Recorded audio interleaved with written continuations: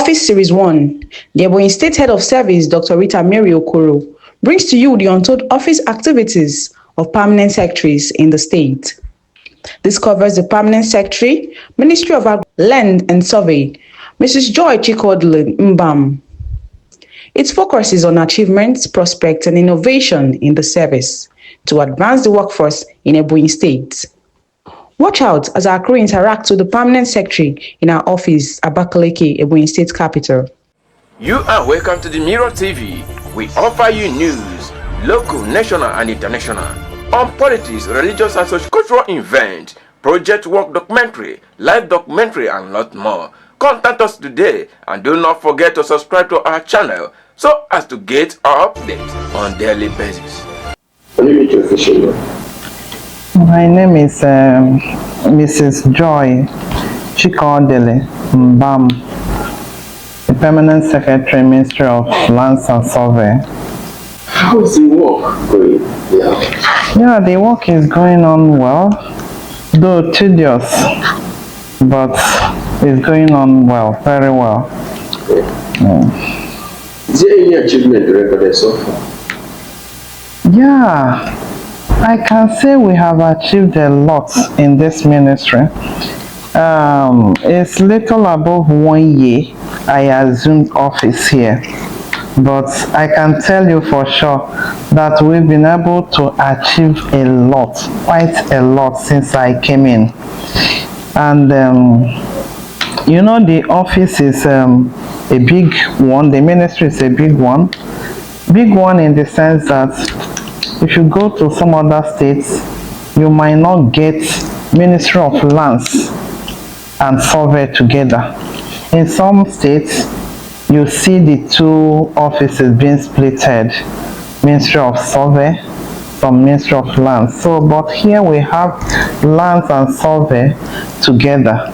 In fact, we had, before I came in, they had housing in this ministry, Lands and Survey and Housing, but last administration the housing was carved out, and we have Lands and Survey now. So we have achieved a lot together. One of the jobs of this ministry is to identify land for planning purposes. That is one. Then secondly, to earmark the land for projects, and general land use planning. You know, before the government or the state will embark on any project that has to do with land, Ministry of Land will have to go there to look for land first, and that is one of our jobs, to look for land, to know if that particular land would be good for that particular project, and to advise government properly. That's one, and we have been doing that. I came into the ministry and discovered that their land automation, which without it you cannot do proper registration of title documents, was not, it was there, but the ministry, they are not making use of it because of the issue they had in the past with the contractor that installed it. We tried to solve the problem so that that automation will begin to work, but I did all I could and it was not working. It didn't work. Then I had to, immediately my commissioner came in, I had to talk to my commissioner.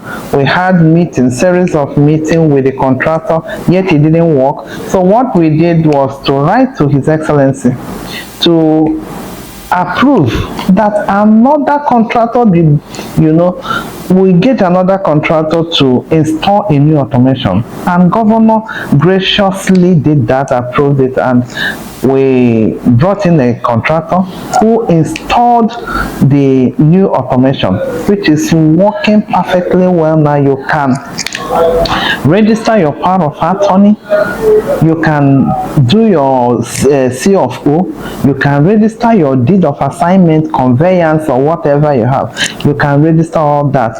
And you can also now, in fact, from my office now, I will know how many, if I open my system, I will know how many C of O's we've been able to register since this administration.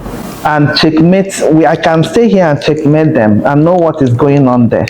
So that is one of the things we have achieved. And again, if you pass through Vanco Junction, you see that a flyover is being constructed by the state government.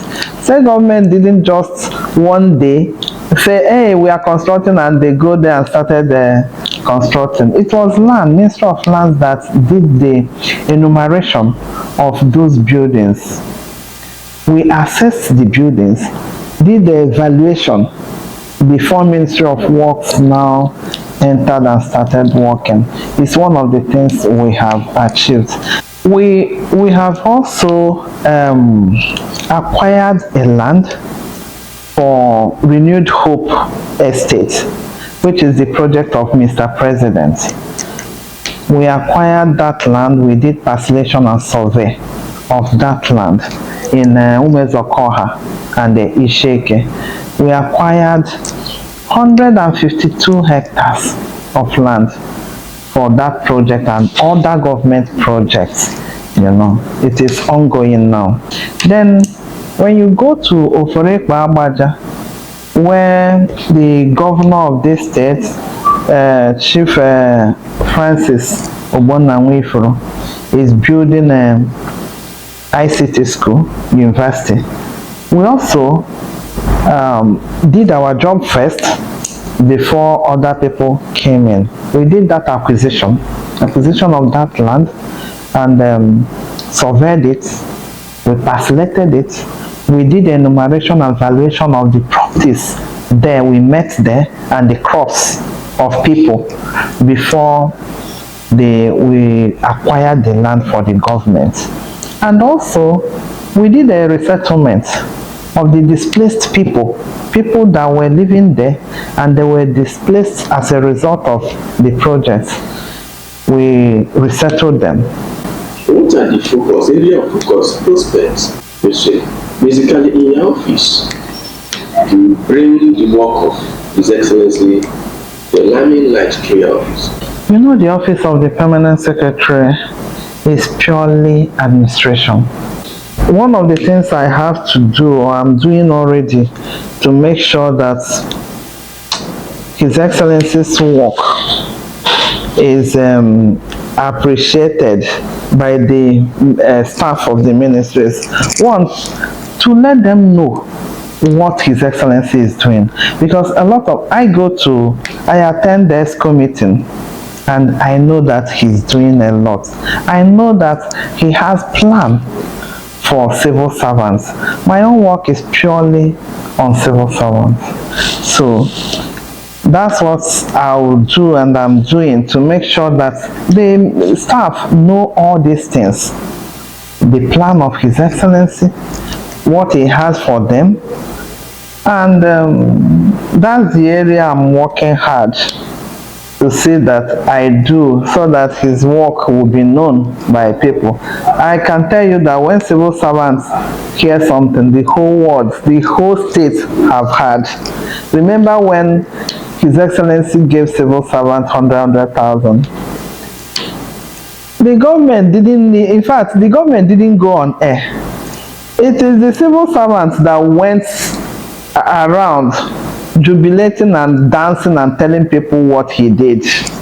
Is there any innovation you're bringing into your office? Yes, there are so many innovations. Many things that have not happened before is happening now. Come to my ministry, you will see, you know, they said there is nothing stronger than prayer. So we pray. In that prayer, we'll have prayer meeting. In that prayer, you know what they need. You interact with your people, you interact with the staff, you know what they need, so that you'll be able to take it to somebody that will take it to the governor. So that is one of the things I'm doing. And again, before I assumed office, in fact, the very first day I came into this ministry, everywhere was so dirty. So that I made it a point of duty that every month, at least once a month, there will be a general cleanup. There will be a general cleanup before the head of service started that one is doing every month. We had already started doing it. Every month there must be a cleanup. We'll clean the entire environment. People were like, it's Ministry of Environment. I told them Ministry of Environment cannot be everywhere. So we cut grasses, and that is what I have been able to establish, and we do it whether I'm here or I'm not. Is there any area the Office of Head of Service has come as an aid for you people to achieve this? Yes. This building is housing 3 ministries and some agencies. And you know, that policy I made that every month, once in a month, we must do that cleanup. So when my ministry is doing cleanup, they are looking at other ministries who might not be willing to come out. But when head of service took it upon herself to be monitoring this monthly cleanup, others came out because in fact, the fear of head of service, because head of service can sack you outright, he can do anything, can discipline you, but I cannot discipline you from my ministry when you are in another ministry. So that has helped. It has also motivated my own people to do the cleanup every month. Is there any advice that you give to workers around you and out there to complement the effort of government in making the life easier for the public? Yes. You know, when you have a teacher that doesn't beat, a teacher that is very close to you, you begin to behave taking advantage of his goodness. We now have a governor that loves workers so much. We have a governor now that cares so much about the civil servants. What I'm telling the civil servants, in as much as we have somebody that cares, that shows us love so much, we shouldn't take him for granted. We shouldn't take his goodness for granted.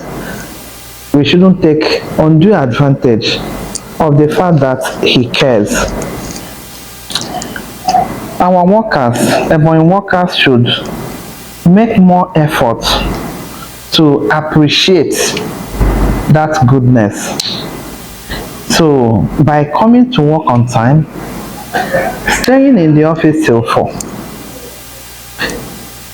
By 4 o'clock, I don't go home till 5. Sometimes when I'm going home, I will discover that every other office, every other ministries will be deserted, except Ministry of Lands. If you like, monitor Ministry of Lands. You will not, by 4 o'clock, that is when you will see our staff going. But other ministries, I will see everywhere will be deserted. So my advice is not for my ministry alone. It's for every worker in Ebonyi State. The governor, Chief Francis Ogbonamwefu, have done so much for Ebonyi workers and is ready to do more. I'm advising them not to take this goodness for granted.